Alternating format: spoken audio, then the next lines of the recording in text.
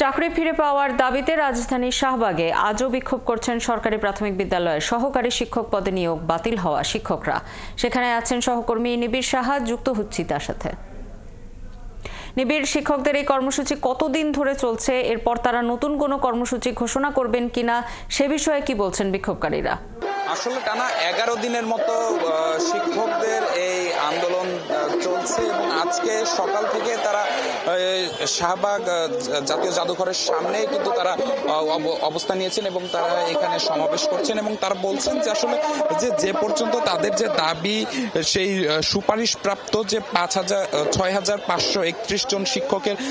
যতদিন পর্যন্ত না যোগদানের তারিখ ঘোষণা করা হবে কিংবা দিন ঘোষণা করা না হবে সে পর্যন্ত কিন্তু তারা আন্দোলনে থাকবেন। আমরা কথা বলেছিলাম তাদের সাথে, তারা কিন্তু বলছেন যে আসলে তারা ঢাকা এবং চট্টগ্রাম বিভাগের এই যে তারা যারা আন্দোলন করছেন তারা কিন্তু আসলে তৃতীয় ধাপে তারা